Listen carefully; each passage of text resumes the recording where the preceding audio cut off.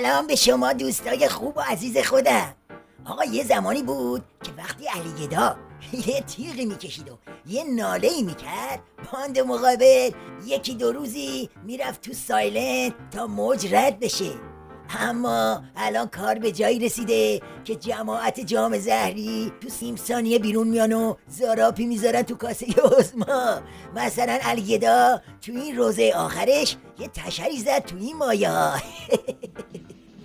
این همه جوانهای حزب اللهی و انقلابی رو برخی از گویندگان و نویسندگان نکوبند به اسم افراطی و امثال اینها.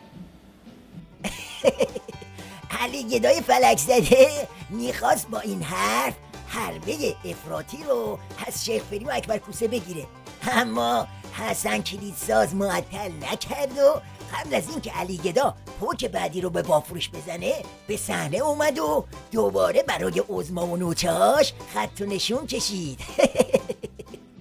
برجام به معنای شکستن همه این زنجیرهاست.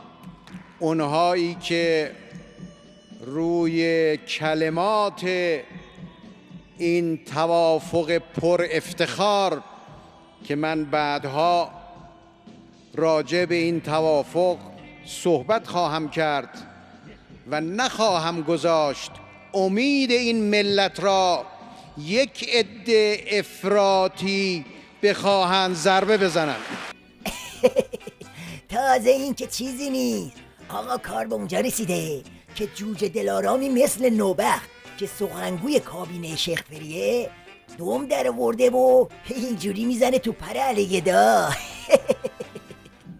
و صحبت از این کردن که هر کس جوانان انقلابی رو افراطی بنامد در خط آمریکا حرکت کرده.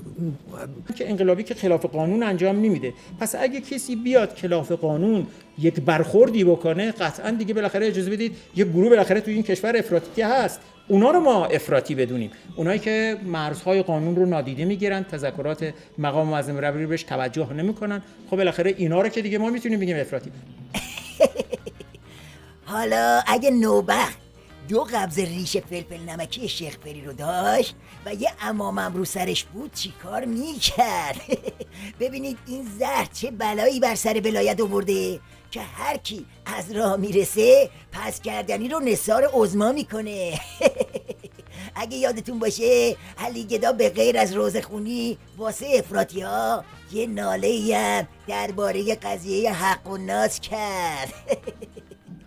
اینی که ما در سال 88 در مقابل کسانی که اصرار میکردن باید انتخابات باطل بشود ایستادیم، به خاطر همین بود که از حق الناس دفاع کردیم. جالب اینجاست که کوسه این یکی ناله عظما رو هم بی جواب نذاشت و دوباره ساز خودشو کوب کرد و چماق حق الناس رو کوبید وسط عمامه علی گدا.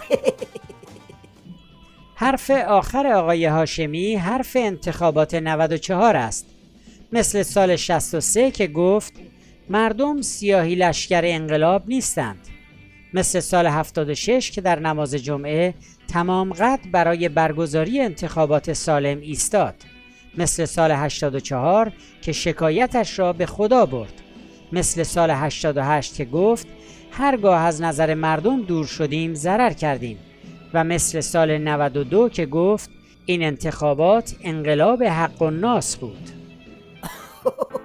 آقا بکشه بزنه نقل استخون جویدنه. علی گدا فکر منقل و بافور خودشه، کوسه هم دنبال تاج و تخت اکبر شاهیه. این وسط تنها چیزی که مهم نیست نظام آشولاش باقی مونده از خمینیه. واسه خاطر همینم هست که به هم دیگه رحم نمیکنن. اون ریشه اون یکی رو میکشه، اون یکی هم لنگ اون یکی رو. آقا بکشه بزنه، بکوبه واسه ما هم بخنده.